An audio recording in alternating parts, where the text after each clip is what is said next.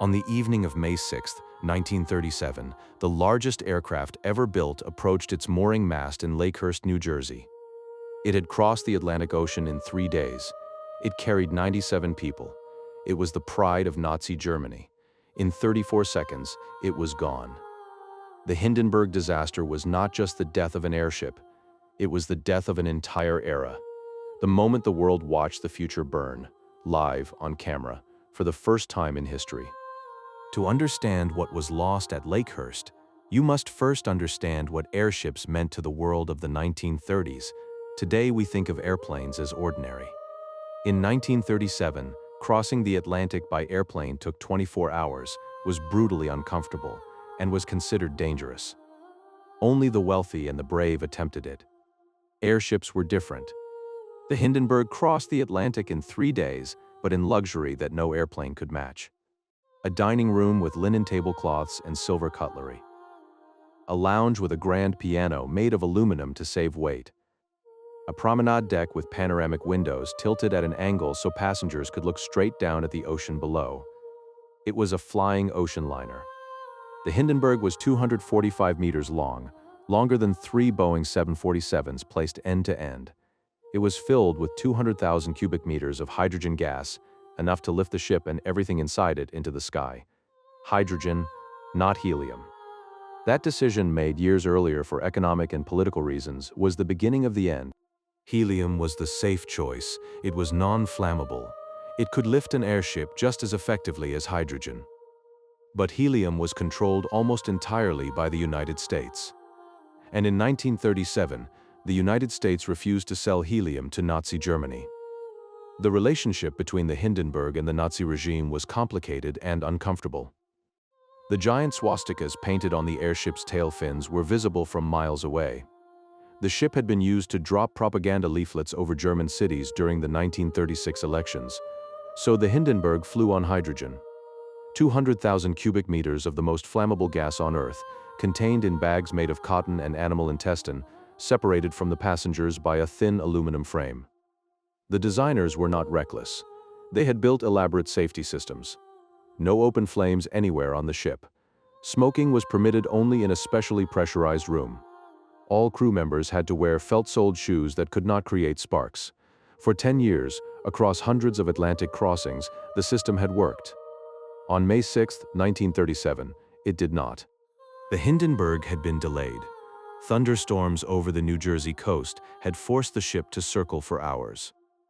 By the time the weather cleared and the approach to Lakehurst began, the ship was 12 hours behind schedule. On the ground, a crowd had gathered. Journalists, newsreel cameras, radio reporters. The arrival of the Hindenburg was always an event, the largest flying machine in the world, descending from the clouds. Herb Morrison of WLS Radio in Chicago was there to record a routine arrival report. His recording equipment captured what followed. At 7:25 p.m., the Hindenburg dropped its mooring lines to the ground crew below. The lines were wet from the earlier rain.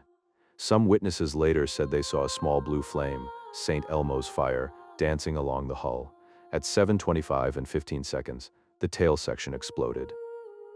What followed was witnessed by hundreds of people on the ground and recorded on film from multiple angles. The hydrogen ignited at the rear of the ship. The fireball expanded upward and outward at enormous speed. The tail section dropped toward the ground as the hydrogen burned, traveling from rear to front in a wave of fire. The ship fell. Passengers and crew who had been standing at the promenade windows had seconds to react. Some jumped. Some ran for the exits. Some were thrown from the ship as the structure collapsed. The ship hit the ground 34 seconds after the first explosion. Herb Morrison's voice on the radio recording became one of the most famous moments in broadcast history. It's burst into flames, it's falling, it's crashing. Oh, the humanity. Those words, recorded in real time as people died, were heard around the world. Of the 97 people on board, 35 died. 13 passengers, 22 crew members. 1 member of the ground crew was also killed. The survival rate, 62 out of 97, was surprisingly high. Many survived because the ship fell slowly enough for people to jump or escape through gaps in the burning structure. The hydrogen burned upward, away from the people falling with the ship. But none of that mattered to the world watching the newsreel footage. What they saw was the future, burning. What caused the Hindenburg to catch fire has never been definitively proven. The most widely accepted theory: static electricity. The wet mooring ropes may have grounded the ship's metal frame while the outer skin remained charged from flying through the storm. The difference in electrical charge between the skin and the frame could have created a spark, igniting leaked hydrogen. Other theories have been proposed over the decades. Sabotage, a bomb placed by someone opposed to the Nazi regime. A hydrogen leak caused by a structural failure. Lightning from the earlier storm that smoldered undetected. No theory has ever been proven beyond doubt. What is known is that the disaster ended the era of passenger airships almost immediately.